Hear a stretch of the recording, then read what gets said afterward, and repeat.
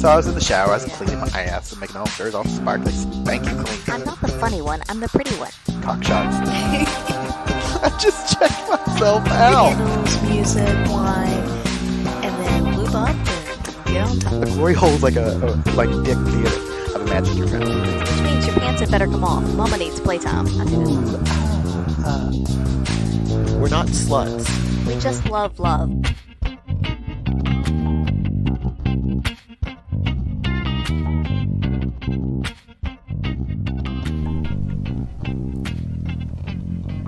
Okay, now I think I have it. Now I think I have it. I think I got it. I think I got it. How many podcasts do you need? How many podcasts do you need? What? Are we ready now? Yeah, Okay. we're recording. Do you want a coaster? Do I need a coaster? You keep setting it down so gently. I feel I'll like go you get need a coaster. Damn it. Ninja! Son of a... Serves you right. Whoa, it vanished. It's way in the back corner. Damn it. Yeah.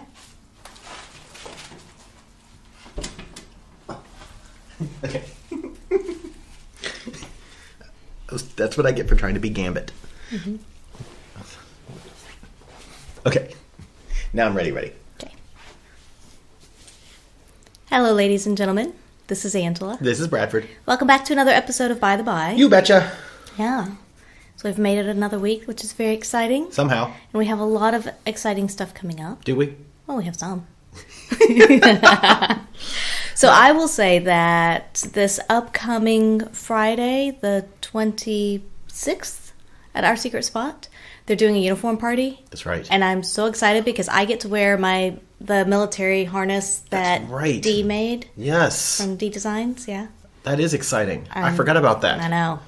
And I have a new trunks and muscle shirt, which remind me to get some muscles this week. That's kind of meshy and camouflage. Yeah. So yeah, nobody will see me because I'm in camouflaged. Right. That's how that works. Yeah. Uh-huh. Isn't that right? You put on it's like a cloak of invisibility. Right. And then suddenly I'm like, expecto my Patronus, and I spray Patronus on somebody's back with consent, of course. Right. Well, if it's mine, you always have consent. Yay! Yeah, so pretty excited about that. That's gonna be fun. Yeah. And then Saturday the 27th is the Biconic Neon Party. That's right. So that'll be fun to get out, get some neon on, and go party with other bisexual people and supporters. Yeah, that'll be fun. Yeah. And we also have that day, we're doing a drag makeup class. Yes. So pretty nervous but excited about that. Yeah. We'll see how that goes. It's going to be interesting. I'm not shaving. So I'll be once again the prettiest lady with a beard. I feel like we should start a circus. A swinger circus. Ooh, we should. Yeah. Sorry, I was thinking about my swinger circus. I was waiting for you. You looked like you were going to say something. I was just all excited because I was like, ooh, the trapeze and the strongman. Mm-hmm. Yeah. I'll be the bearded lady. Yeah. Anyway. So then we have, after that, on May 10th, the Bed Hoppers from the UK will be down. Yes. Kate from Swinging Down Under will be in. Yes. And A Slut from New Zealand will be in. Yes. Like actual A Slut podcast, not like just any old slut. Oh, yes. I'm really looking forward to that. That's going to be so much fun to do the meet and mingle. It's going to be so much fun to do the and then the pendulum party. Mm-hmm. The whole thing is just going to be. It's going to be a wonderful, wonderful weekend. Yes. At this point, we've also got folks from the Twitterverse. Yep. Naughty and Exploring are going to be here, and then also Lolo Lady. So, yeah. Woof. It's going to be. So come down, come out, meet us all. Yeah. And then buy us a drink. Get your groove on at Pendulum. You don't have to buy us a drink. No. But you don't have to not buy us a drink. Look, that's all we're saying. Yeah. Also, just as a non-swinger kind of thing, we're going to be at on that Thursday night, the 8th. 9th. because I don't know how dates work. I don't know how numbers work. Public schooling in Kentucky, man. We're going to be out in Bondi. There's a production of Boy Out of the Country, which is Theater of Rogues. So definitely go check that out. That's the preview night. Night. Opening night is officially the Pendulum Party. You'll have to skip it then. I'm sorry. Look, you'll have to come to the Pendulum Party instead. But if you want to come out to preview nights, tickets are inexpensive, and here the show is amazing. So, yeah. So yeah, we'll all be there. We're going to be excited. Yeah. I'm pretty excited to see that show. So, definitely support your local theaters. That's always important. Then what else do we have? May 18th is a Saturday. It is a Saturday. And we're going to be out in Perth. We're going to do just kind of a meet and greet out there. The Swinging Out West podcast folks are going to be joining us. That's right. The Bedhoppers from the UK will also be with us. Yes, because we're chasing their sexy asses around Australia. Yeah. And so, yeah, we're going to be doing that. They know. They consented. Yes. I should make that very clear. Yeah. But yeah, if you want to come out and meet us, have a drink, we're going to find a bar there in Perth. There's a few there on the list, depending on how many people we end up with. Yes. So if you're interested in coming out, send us a message and let us know. It's not a formal commitment, but we just want to get an idea of numbers because that is going to impact which venue we go to. Correct. So if you're interested, send us an email, a message on Twitter, Instagram, somewhere, somehow. Get in touch with us. Yeah. And all of our contact stuff is in the show notes and at the end, so you have to wait till the end. Well, I was going to say, or if you're one of those people that as soon as we stop talking, we start talking. You miss some stuff because sometimes we go off book and we don't talk about just how to contact us. But if you are one of those people, you can contact us on all of those above things at By the By Podcast. Mm-hmm. Or www.bytheby.com. There's information. .au. There's information there. Or you can email us theatomsoflove@gmail.com. Yes. Yep. But also stay to the end because sometimes I go off book. Once Angela went off book. No, that doesn't happen. It was really uncomfortable. No, that doesn't happen. There's that one person out there that's like, oh my God, Angela went off book. I'm going to have to re-listen to every podcast because I always stop in the last minute. Sometimes she takes her shirt off. I mean, not that you can see, but I can and I love it. The boobies in the hands. I think that we need a sound that every time you put your hands and grab your tits, it should be like boing. That way the people at home can know that you're groping yourself. But then what if it's like one long extended one?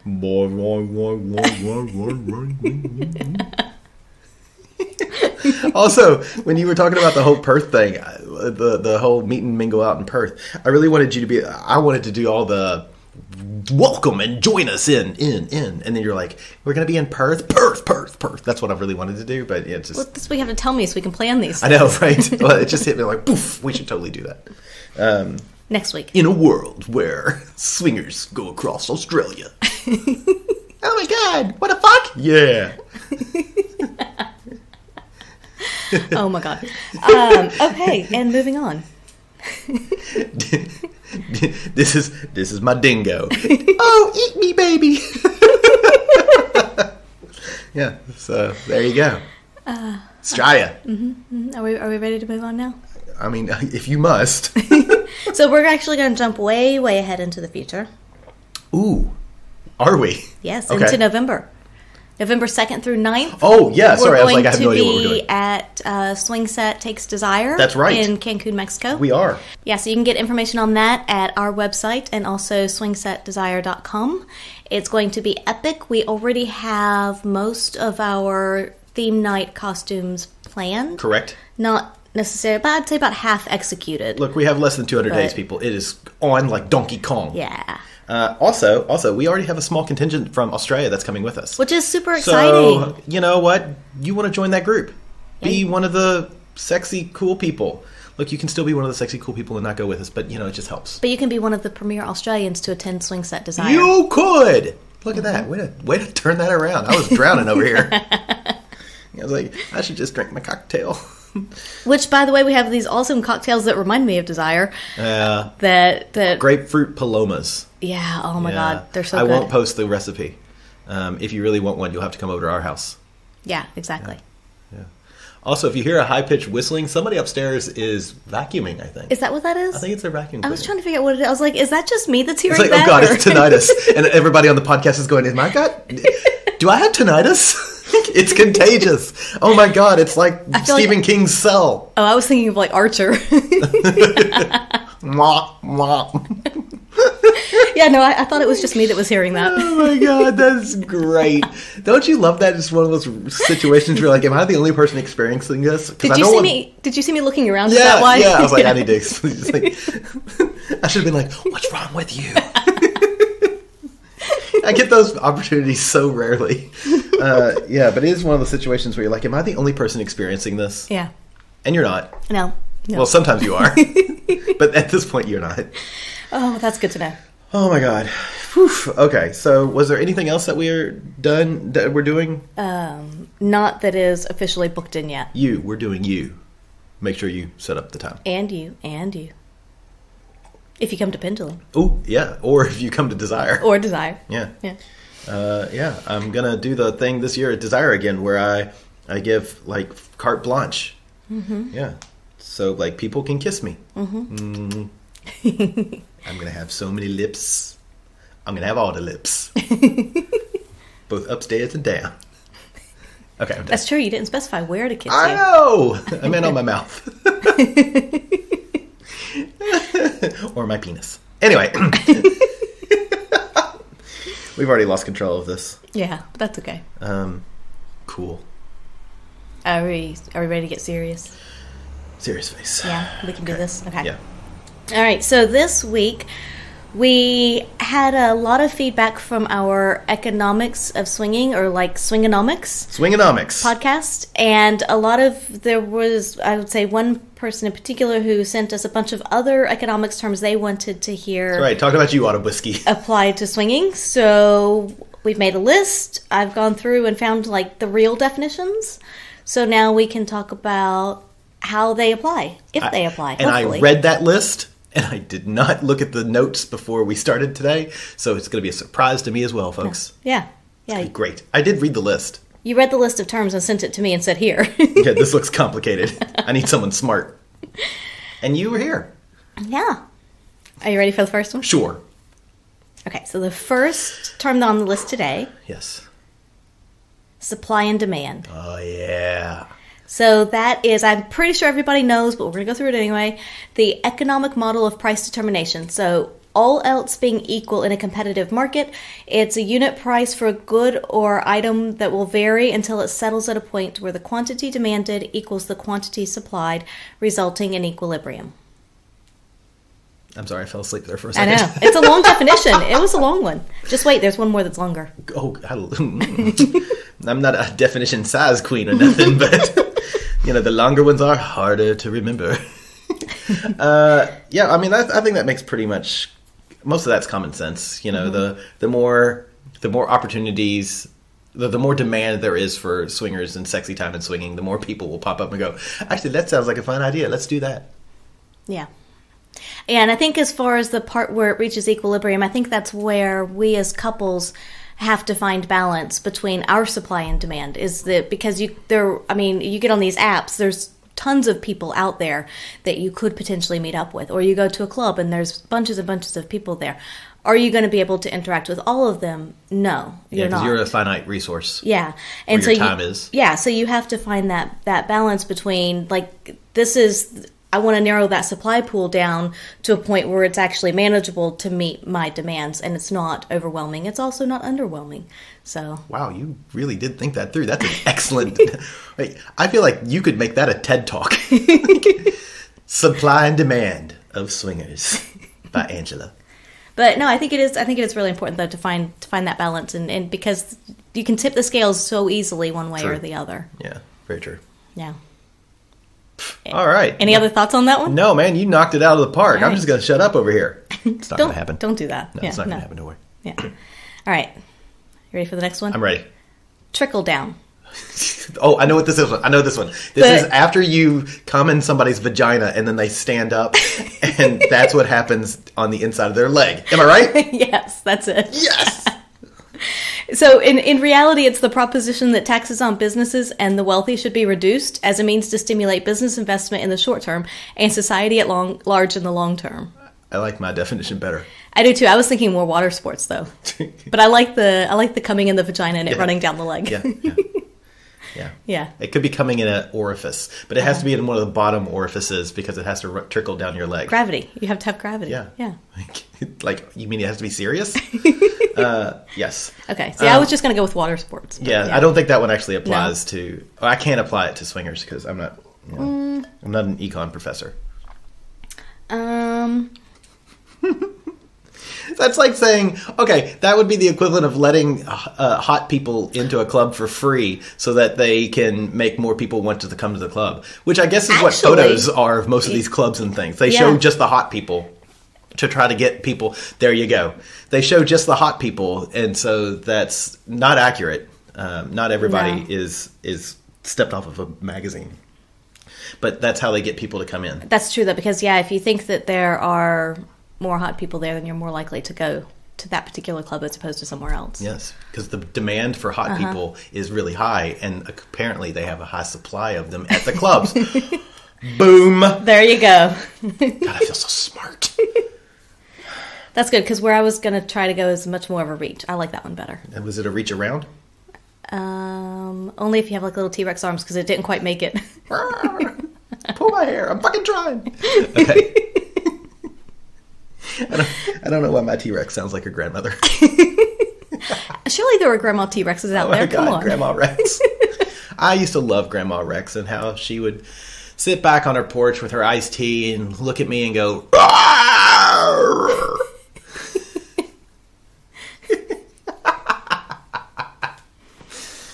I'm sorry. I've lost my mind. That's okay. Let's hope you don't find it. Well, the thing is, most days we podcast late in the day, and it's like noon. I know, it's amazing. It's great. Yeah. All right, so reciprocity. Okay. Oh, you have no idea what this is. Reciprocity is where when you give someone something, when somebody gives you something, you give it back to them. Yes. So in this realm, it's what Ma Cass or Mama. What's the lady? Mama in Chicago? System works. The system called reciprocity. When you're good to mama, mom. When you're good to mama, mama's good to you. Yeah? No? Yes. Okay, sorry. Yes. I know all about this. I'm good to mama. Yeah. So, generally people want to repay kindness with kindness. We want to reciprocate others' generosity. We look at the reward value or the amount that people give as an indication of what to give back. I usually give about 5-6 inches.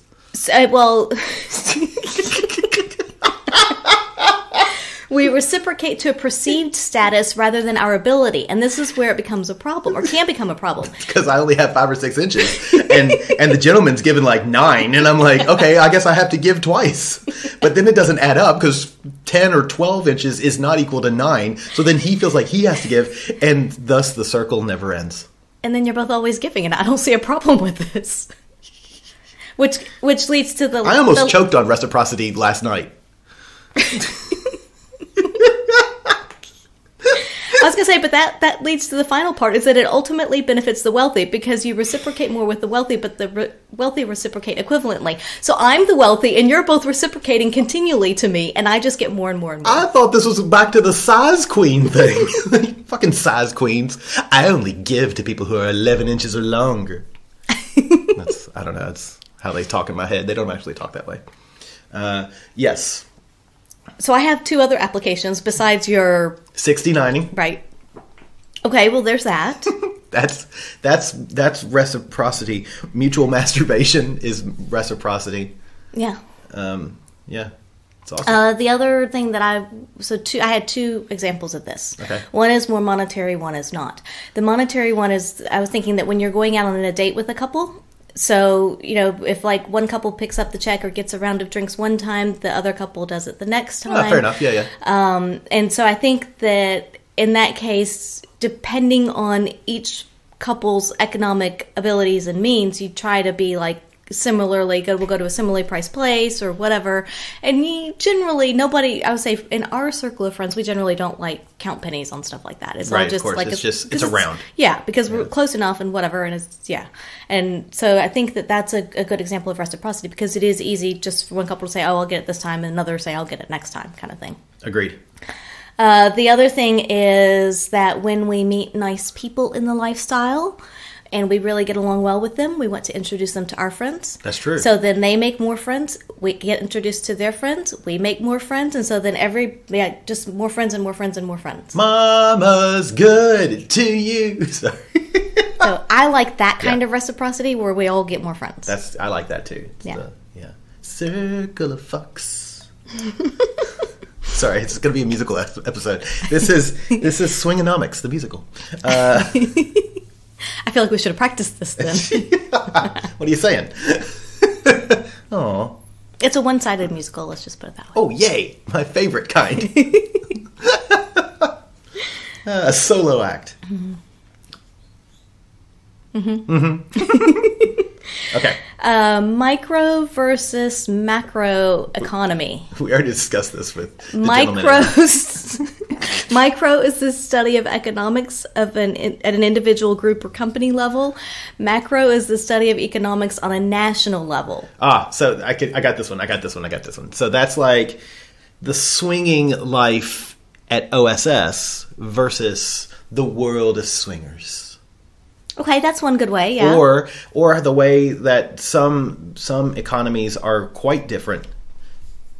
How some economies how some economies are quite different, like Life on the Swing Sets economy. They've built this very special world in which, when you're there at the takeover at Desire or at the pendulum parties at OSS, we've created a special kind of microeconomy. That's true. That's very true. Which is a microeconomy. Yeah. Wow. Mind blown. Right. So I was thinking of it. Uh-huh. So if we're going to stick along with like the community kind of feel for it, because I had two thoughts on this. One was it's like I guess similar to what you were saying, is it's the economy or the mood in whatnot within a private business or within a particular swingers club, or like you said, like at Desire for Swing Set, versus the general public's opinion and mood in regards to the swinging and the lifestyle and open relationships and things like that. Fair enough. So it can be two different kind of ways of looking at it, or two different opinions on what goes on. The other way is playing with a couple versus in an orgy situation. So micro is a couple, macro is an orgy. That's great. Yeah, because the logistics and the issues that affect everybody involved are different in both environments. Indeed. So why did you say with a couple instead of with a single? It could be a single. Oh, I'm just thinking in swinging it tends to be couples. Fair enough. There are singles. Yes, you're correct. So with the single or a couple versus an orgy. Yeah. Unless we have like a micro with a single, a micro with a couple, and then a macro with an orgy. What if you have a micro where it's just me masturbating? I think that's an individual economy. Is that such a thing? We're going to make up a new thing here if not. An individual economy. Yeah. I'm going to invest in that. I'll invest in it. Then now it's becoming a micro economy. Well, it's how economies build, babe. Woo! Supply and demand. Oh my god. Right. So where are we? Elasticity. I know that one too. That's before you get erect. You can like pull the thing. You can pull your penis and make it like cut your balls in half, like make a hamburger. And it's like the puppetry of the penis guys. And because you got elasticity. But once you lose elasticity, then well, I don't know. Then we have to go find those micro economic groups. I need to find an economic group to take care of my problem. I also have my penis out and I'm looking at it and I'm stretching things around. I'm like, yeah, okay, it feels elastic. Okay, next. Oh, what sound effect do we have when you pull your penis out? I need a slide whistle. I don't have a slide whistle. I mean, I don't. Spoiler alert. Yeah. Okay, so the real definition is the measure of a variable's sensitivity to change in another variable. So it's the degree to which individuals, producers, or consumers change their demand in the amount supplied in response to price or income changes. So I had a little bit of a hard time getting my head around how to apply this one because I was trying to figure out what has elasticity in the lifestyle and what doesn't. So what's required and needed no matter the price? What would be inelastic? Because a lot of things you can say are elastic, right? Like clubs, dates, resorts, the demand will change based on the price of entry to a club or to a resort. If you have a higher price, you're going to get fewer people. It's going to be a different subset than if it's a lower price. And the same thing like when you're going out on dates and things like that. So I think actually elastic things are easier to define within the lifestyle. I had a harder time with inelastic things. I think inelastic things would be like, for me, would be like hard rules. The ones that don't get broken. Like you always play safe. You... you're my home base. Like those are, and we always know where each other is. Yeah. We're always in some sort of communication or contact with one another. That's inelastic. That's always going to be there. True. No matter how hot the people are, or how much money they pay us. Right. Well, I mean, I guess we'll talk about that. Everybody has a limit somewhere. Everybody has a price. And the only other thing that I could think of that was not elastic is a means to meet potential partners. So whether that's dating apps but it's different because some people rely more on the app, some people go out to clubs more, some people just randomly at bars and places in life. But whatever your means is, however you meet people, I think that is pretty inelastic. You have to have some method to meet people. But what that is can change. So correct, yeah. That's kind of tough. But yeah, I like the hard rules and boundaries. Woohoo! Well done. Look at you using that brain pan. I know. It's because it's only noon 49. Yeah. Keep drinking your cocktail. That seems to be helping. I know. Get smarter. Brain juice. Okay, so bartering is a system of exchange in which participants directly exchange goods or services for other goods or services without using a medium of exchange such as money. Look, I think we all do that, whether we mean to or not. Yeah. Like, hey, look at my wife. I'm kidding. But, there are people that definitely do that. It's like, it's that whole wife swapping thing where it's, I'll let you have sex with my wife if you let me have sex with your wife. That is a barter. I don't like that, but realistically, that's, it sort of comes down to that. Because we are bartering with one another. Now... yeah, again, I see there's inherent problems with that, but at the same time, I don't think it makes it untrue. No. And I also think bartering takes place as well when you're negotiating at the beginning of a play session or a BDSM scene. So it's, what is it that you want or need? What do I want or need? How can I give that to you? How can you give it to me? Again, just figuring out what it is that session is going to look like and what that scene is going to look like. I think that there's a lot of bartering that happens there. I think we do it on a daily basis just in normal life as well. We don't necessarily recognize it or call it that, but that's what it exactly. is. Exactly. Yeah. Agreed. All right, you're going to like this one. Okay. Are you ready? No. Yes. No, you're really going to like this one. Okay. Bear versus bull markets. Oof. I do love me a bear. I told you were going to like it. Woof. Do you like when the bull just charges in there? I do like the bulls as well, yes, but I'm definitely more of a bear man. Uh-huh. Do you know the difference between the two markets? One's a market that's really strong and there's a lot of trading. One is a market that's not so strong and there isn't trading. Yeah, so a bear market is when there's falling prices and general pessimism. A bull market is rising prices and general optimism. I wouldn't have been able to come up with that. Yes, yes. I don't think there should be anything depressing or pessimistic about a bear. I'm just saying. I mean, I don't think there should be anything depressing or pessimistic about a bull either. We need to fix this. We need different terms. Clearly. And what is an otter market? That's where I go shopping. Oh, yeah.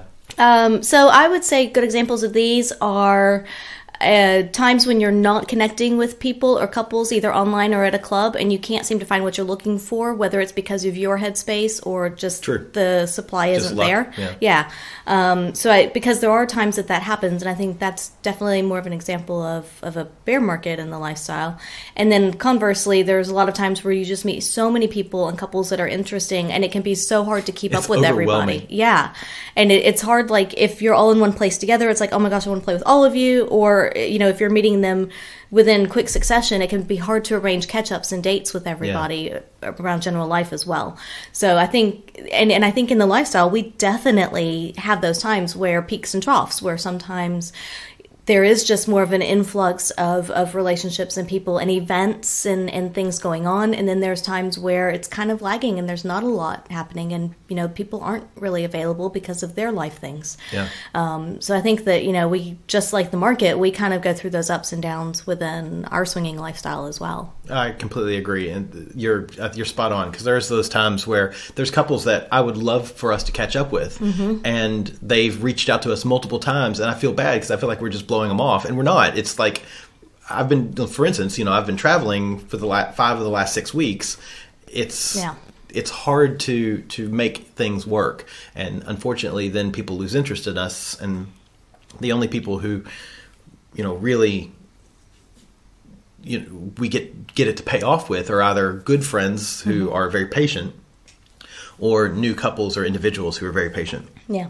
Which reminds me, we have one now that we need to reach out to him. I was going to say there's 2. There's a couple and a single. Oh, and yes, we need to arrange drinks in the next week just to catch up. Agreed. All right. Calendar. Note. Right. Done. Note to self.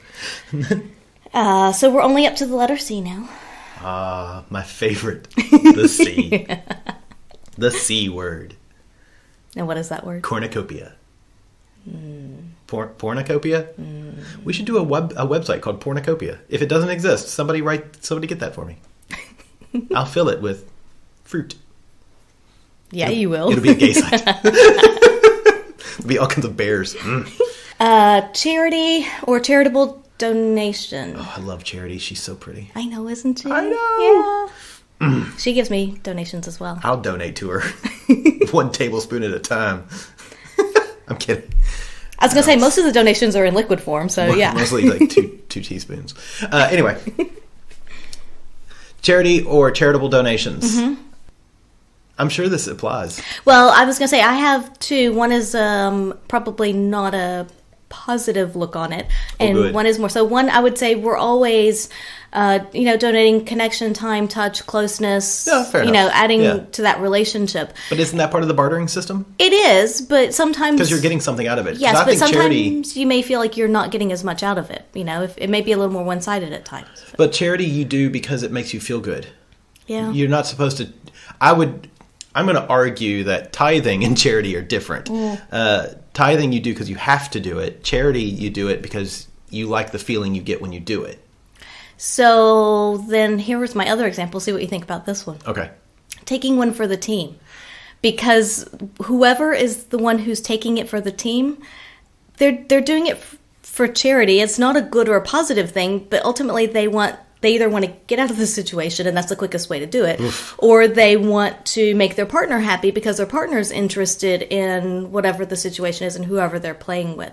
So they're going to take it for the team in order to make their partner happy. I don't know. Number 1, don't do that. But number 2, I would still say you're getting something. Like, if you're having sex with somebody, then you're getting something out of it. It's not just charity. You're not just giving your partner something. Yeah. So the only way I can see it is if... And again, the good feeling, you still get something from your partner, even with this situation. So if you pay for your partner to have an experience with an escort or get a happy ending massage or something, you set that up and you're just happy that you did it. But realistically, you're still getting something emotionally from your partner. But don't you get that emotional satisfaction when you donate to charity? Like, if you... But aren't you supposed to get that from yourself and only yourself? That's the way I see it. Like, if for it to be truly charitable... You don't tell anybody. You give something. Nobody knows that you did it. And then in the end, you have this wonderful feeling because you did something for you, so but for does somebody this else. apply in any way? I don't know. You cannot be charitable in the lifestyle. Okay. You can, but I'm just trying to think of I'm sure you can. ways that you would do that. I mean, the only ways I can think of that would be monetary. Like if you paid for someone's entry to the club or like something, I don't know, or like bought somebody drinks and maybe they didn't know who it was from, or I don't know. Like I can't think of a non-monetary example. Unless you hook your friends up with your other friends. Mm-hmm. And I mean, I guess they would know about it, but you're doing it just for them. You're not getting really anything out of it. True. Gratitude. But I guess arguably a charitable donation, the company might, or the charity might give you gratitude. Yeah. So it wouldn't be a blind donation. Mm. That one's hard. Yeah. I'm not completely happy with it, but that's all right. We'll leave it. It doesn't always have to apply. So, collateral. Property or an asset that a lender accepts as security for a loan. That's what Bradford is. And that's why when I drop things, it's called collateral damage. Because I'm clumsy and I break shit. Mostly hearts. Oh, God. Sorry. I mean, it's true. But Thank you. Thank you very much. Yes. I would say you're collateral. Like, hey, look, she's hot. Yeah, the example I had was partner swap. Yeah. I mean, because we're each using each other as collateral, whether it be, physical or mental or emotional. Like, there's some kind of something that we're using each other for. And like, hey, look, here's my partner. They're amazing. Don't you want them? This thing's amazing. You can use it in so many different ways. You can use it like this, lay on your back. You can do it like this, roll over. It's great. Mm-hmm. Suddenly, I've turned my partner into a used car. You can honk these. Can I change the oil? Yeah, but let me use my dipstick first. Oh, came out with a little on the end.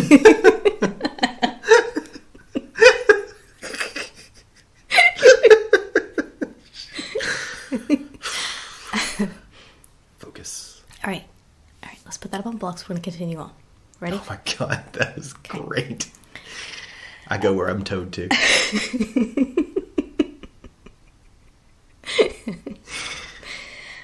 We really only do this podcast for you and I, don't we? Yeah, we do. I'm sorry, everybody out there. Complementary goods. It's a good that has little to no value alone, but when combined with another good or service, it adds to the overall offering. So it's a product that shares a beneficial relationship with another good, such as a phone and an app. Oh, I was going to say or such as like me. I was going to say like Bradford. I'd say like me, because we always say that your best wing person is your partner. That's true. And yeah. I'm the funny one. You're the pretty one. Yeah. You get us in, and I just make people laugh and roll their eyes. Yes, I think we're complementary goods. Yes, yeah. I compliment you all the time. Look at that ass. Look at them tits. Look at those eyes. You have the pretty eyes. You have the pretty eyes. You have the eyelashes. Yes. Well, you have the deep throating skills. I think you're pretty good with that, too. I didn't hear any complaints yesterday. Oh, my God. See, complimentary goods. Mm-hmm. Oh, my gosh. I like to compliment your goods. Well, thank you. You're welcome. And I will always compliment yours. Oh. Yes, this is just for us. Yes. Okay. Consumer surplus. The economic measure of consumer benefits. The price of a good is less than the consumer is willing to pay, so they get an additional benefit. So for me, this is when we go overseas and we see the price of entry to a swingers club or an event, because when we come, it's a high cost economy here. And yes. So we go there and it's so much cheaper and it's like, holy shit, this is amazing. And we're going to do all the clubs. Yeah. Like in one night. Yeah. And I would say as well, like if we look at clothing options and fetish stuff and whatever, like there's so many more options overseas. Sure. Generally. Sure. It's not that there aren't options here, but it's just look at the scale of the economy. Right, you know? yeah. Yeah. For every place here that you would have 3 or 4 in the States, you could have 30 to 40. Yeah. So for us, it's definitely much more of a consumer surplus over there. Yeah. Any other examples you got? Nope, that sounds great. Okay. We're moving on then. That was a quick one. Quickonomics. Deposit insurance. So a measure implemented... Oh, a condom. It's a measure implemented to protect bank depositors from losses caused by a bank's inability to pay its debts. So, oh my God, it's a condom. Yeah, there you go. There you go. Making a deposit. But safety deposit box. See, I was going to say that if you have a regular partner, that your partner in that relationship is your insurance. Because if we go to the club and we don't meet anybody that we want to play with, we know that we always have each other. True. Yeah, and, very true. Yeah, we can always play with each other. Very true. But I like condom. I like condoms too. Oh my God. Diversification. Risk management strategy that mixes investments in a portfolio. By diversifying assets, one will have higher yields. Also known as a pendulum party. AKA, from now on, I'm going to change pendulum parties to diversification. The more diverse the economy, the happier Bradford is. Mm-hmm. Yep. I would also say as a pointer to people, so if you're at a... Oh, God, yeah, you do. Go ahead. Sorry, I interrupted. No, all good. Should we talk about your pointer? Are you pulling your pointer out? No, I'm semi-pointing right now. How about now? Oh my God, tits be free.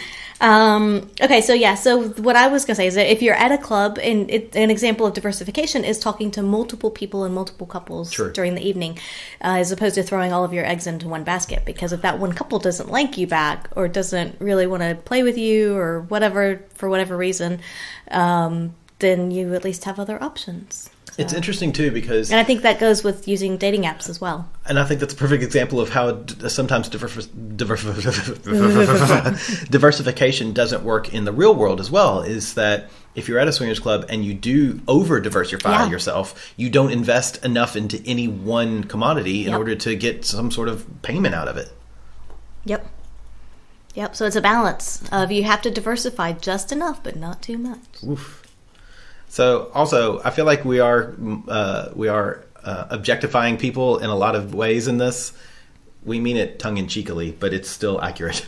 Well, I was going to say, I mean, we are, because it's the only way to talk about it in these terms. Sure. You do have to, I mean...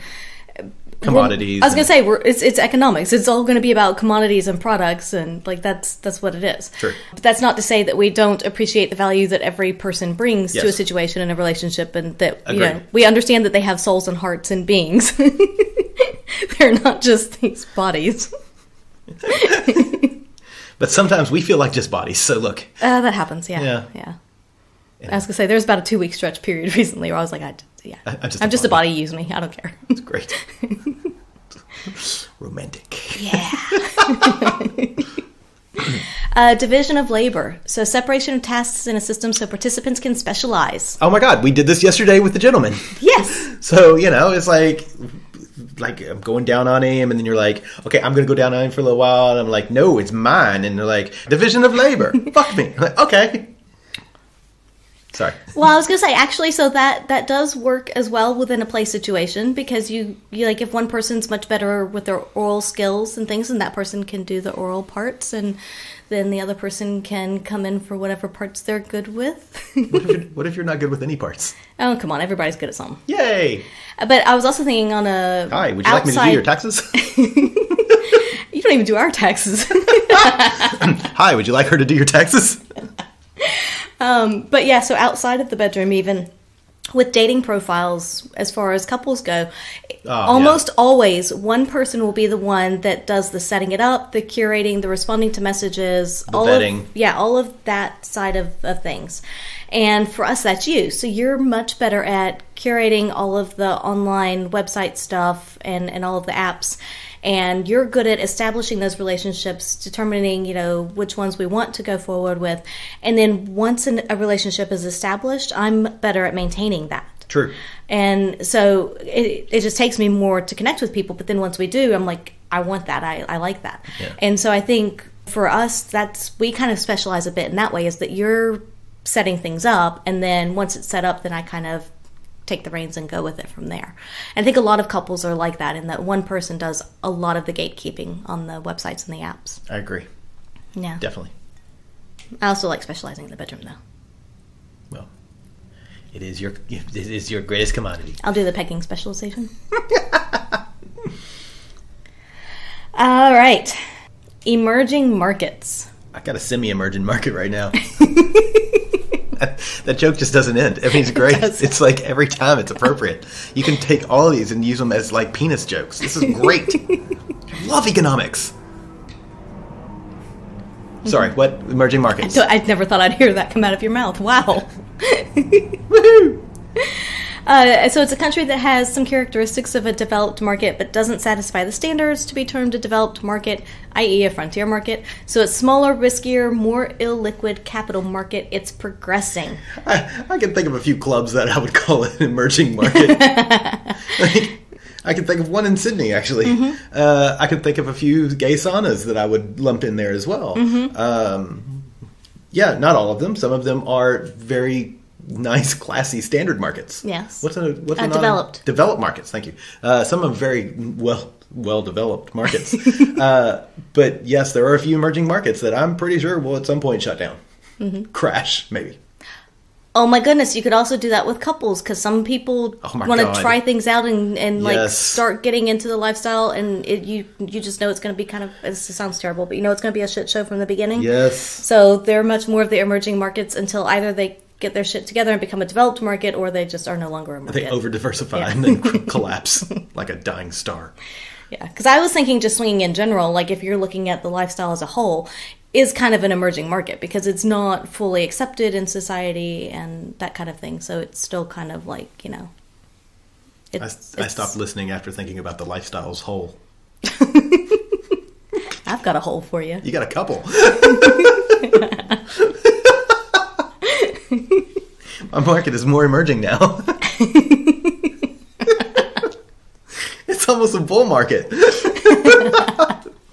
Oh my gosh. I haven't been drinking enough to have the giggles like this. This is great. Please continue. Okay. Serious face. Fungible. I knew that serious face wasn't going to last. I saw you shaking your head, and I thought you were trying to tell me something without telling the people, and I'm like, what? Nope. Serious face isn't going to last. Fungible. Fungible? Yeah. Fungible. It's the ability of a good or asset to be interchanged with other goods or assets of the same type. So it implies equal value between the assets. Fungible. But it's not equal value. It doesn't have to be equal value. It doesn't have to be. It implies it because one good or asset can be interchanged with another. I got a perfect example. All right, let's hear it. Condoms. All right. All condoms are, 99.8% effective if used properly, 96% effective if used properly, but they all feel different. And it claim to be fungible because they're all basically the same thing. Right. But then each person will have their own preference as to what condoms they like. But if it's not available, you can go for another one, and it's not really that big of a deal. Exactly. Boom. Boom. I like it. Bradford got his brain back. All right. What was yours? I like that. No, nothing near as good as that. We're going to stick with that. Also, orifices. Like mouth, vagina, anus. I mean, basically... They're all fungible. They're all fungible. They're not. They're different. But, really, sometimes there's just a means to an end. I was... They're also fun, but yeah. But they're also fun, Jubble. All right, next one? Yeah. All right. Hedging. Oh my God, the gentleman loves it when you hedge him. He does. And I love it too. Oh, hedging. I thought you said edging. Hedging. Is that where you let your bush grow out? Well, you got to trim it a little bit, right? Yeah. 'Cause you got to make it like nice and pretty and tidy. Yeah, and, a little garden hedge. Yeah. That's it. Yeah, you got it. Yeah. Well, economics is easy. So actually, it's an investment to reduce the risk of adverse price movements in an asset. So it's insurance. It reduces the risk, but it also chips away at potential gains. Like breast implants? Okay. Explain that. So, give me the definition It's again? an investment to reduce the risk of adverse price movements in an asset. So it is insurance, but it reduces your risk, but it also lessens the gains over time. So think about like flood insurance. Okay. So you're paying into flood insurance for a house. Mm-hmm. If there's a flood and the house gets destroyed, then great, it pays off. But if it never does, then you're just paying that flood insurance forever and never getting gains based on it. Okay, so maybe not exactly like breast implants, because I was thinking like, some people feel like they need the breast implants because in order to be attractive in the swinger community, they have to have big boobs. And in fact, once they have said breast implants, they may not be any more popular or less popular than they were before because they've invested something, and really it wasn't the boobs that needed the change. It might have been the mental state. I can agree with that. Okay. Yeah. Woohoo! All right. We can go with that. It's also my attitude about a gym. Gym is hedging. Yeah, my gym is hedging. I like to have my gym and then put a hedge wall around it. Uh-huh. So if you hedge, like if you hedge a lot and you don't let other people hedge, does that make you a hedgehog? Oh my god. Because they're so goddamn cute. You just want to kiss them. Did you see, like, in the UK, they're having this massive issue of people getting sick from kissing hedgehogs?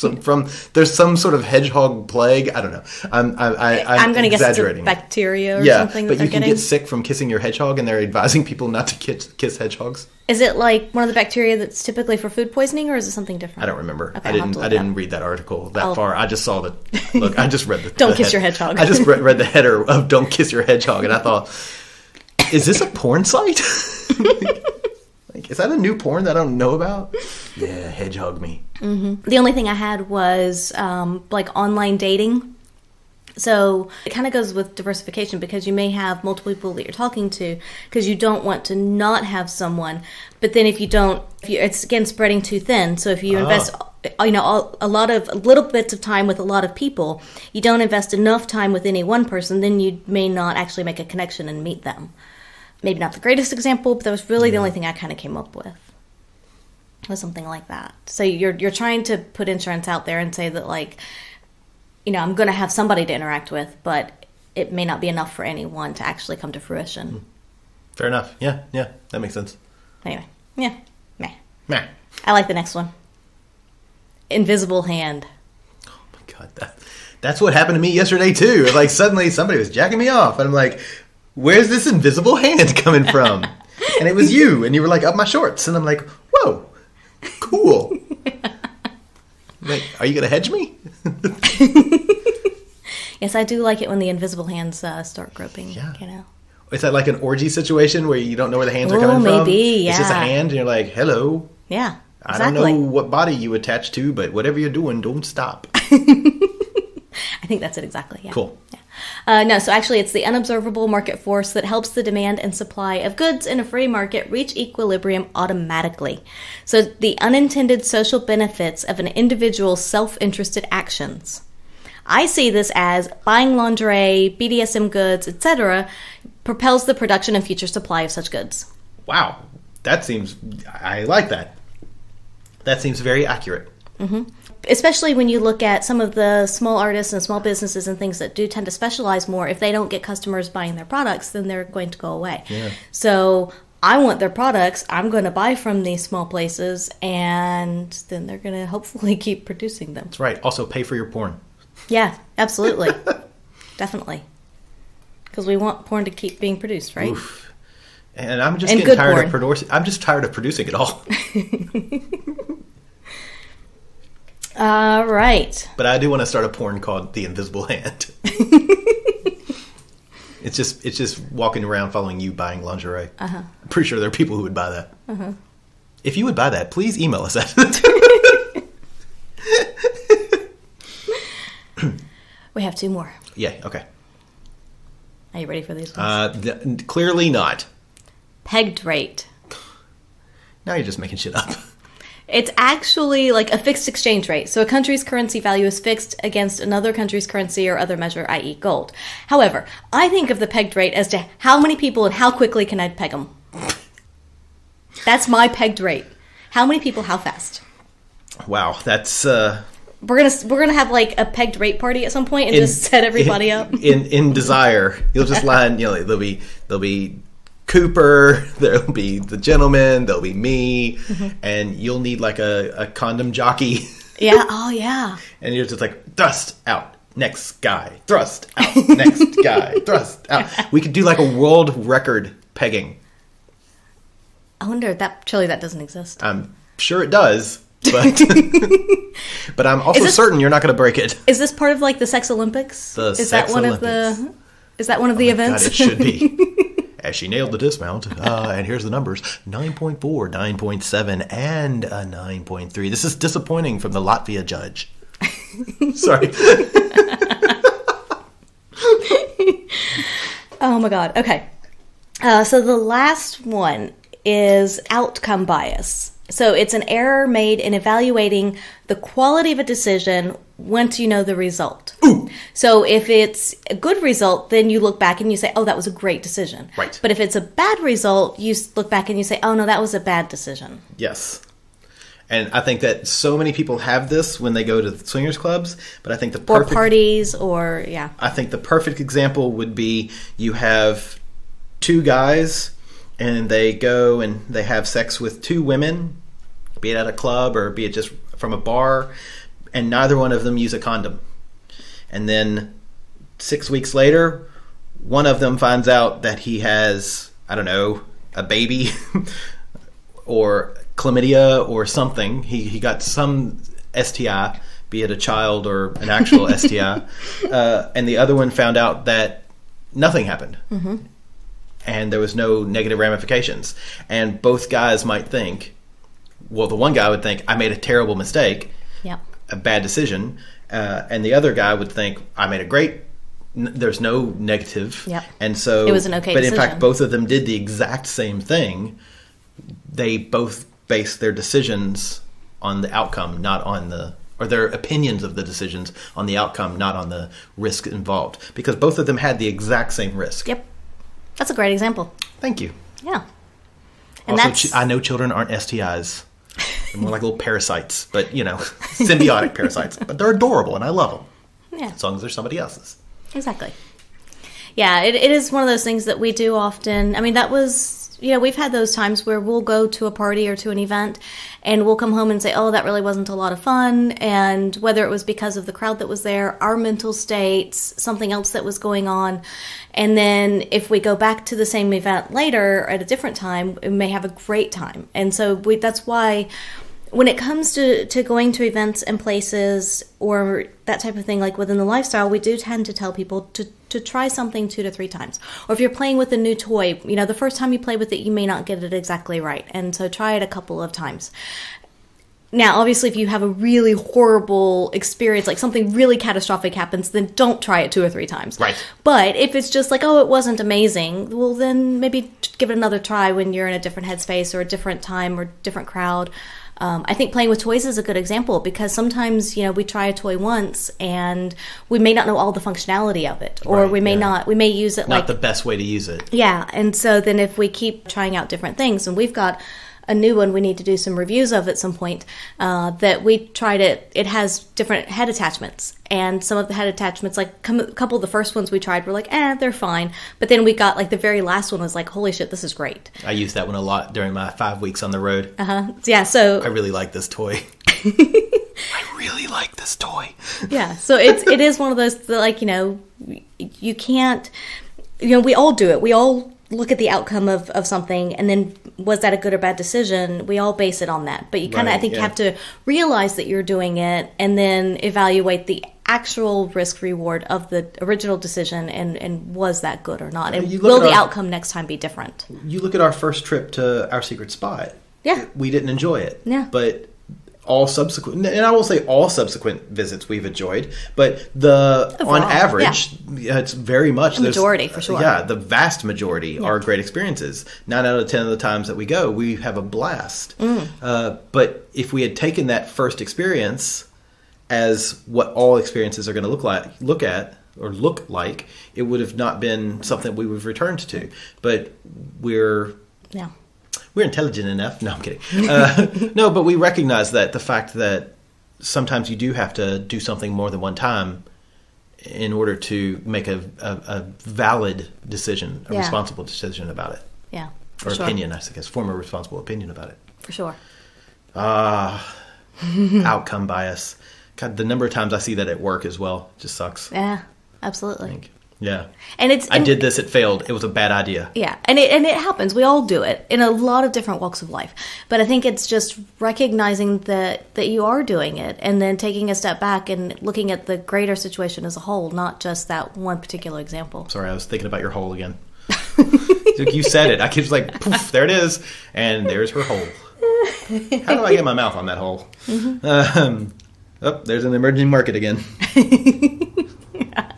It's emerging in my shorts. I love it. I'm about to give myself a trickle-down effect. I don't remember what it was. I thought you were giving me the trickle-down effect. Sometimes I give myself trickle-down effects.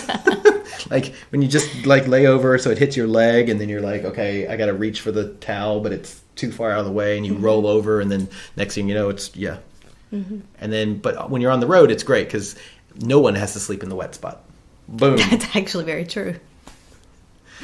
Yeah. But it is, you think about the poor person who's changing your sheets, and you're like, why are these sheets all stuck together? So I try not to do that, because that just seems rude. Yeah, it's very thoughtful of you. I don't want to make the people who clean my room feel uncomfortable. That's lovely. I don't believe that, but that's lovely. No, it's true. I hide know. lube. I hide all the sex toys. I don't want to make you uncomfortable. That seems Except rude. for that one time that we left everything out. We didn't know the room was going to get cleaned. And oh, God, that poor person. I'm sure there's a video on Facebook of her going, Jesus Christ. Or him. Yeah. So, anyway. All right, so that's all the terms that I have for Swingonomics episode 2. Swingonomics 2. If you have more economic terms, looking at you, Autumn Whiskey, if you have more economic terms that you think that we missed or we should address, please, we love this shit. This is great. I like to start drinking a cocktail early in the day and start talking about economics, because why not? That's everybody's dream, isn't it? That's my dream. Yeah. I'm living the dream, baby. Send them to us. Email them, theatomsoflove@gmail.com, or we got these off of the Twitterverse. You can do it off Instagram or Facebook at By the By Podcast. If you want to support us, we really love all of our Patreon supporters. www.bytheby.com. I'm sorry, .au. That's our website. You can find our Patreon account through there, but go to patreon.com/bythebypodcast or /bytheby. You can never remember. You're smart. You'll figure it out. And support us there. That's how you get our cum rags. That's where you're going to find the threesome that we had with the gentleman. We recorded the audio of that. I mean, it was kind of a foursome with the gentleman and the neon wand. It was. Poor gentleman. Oh my gosh. He's so cute. So, yeah. Find us all there. And, again, send us what you want us to talk about. This is fun stuff. I like getting this idea and going, all right, let's give this a go. For sure, yeah. Any final thoughts on your emerging markets or your trickle-down effect or your supply and demand? I just think we need to go find this trickle-down effect. All right. Yeah. She demands, I supply. Hi, this is Emily, co-host of the Multi-Amory podcast. We offer new ideas and advice for multiple forms of love, everything from conscious monogamy to ethical polyamory and radical relationship anarchy. And you're listening to a Swing Set Network podcast. Find us and much more at swingset.fm.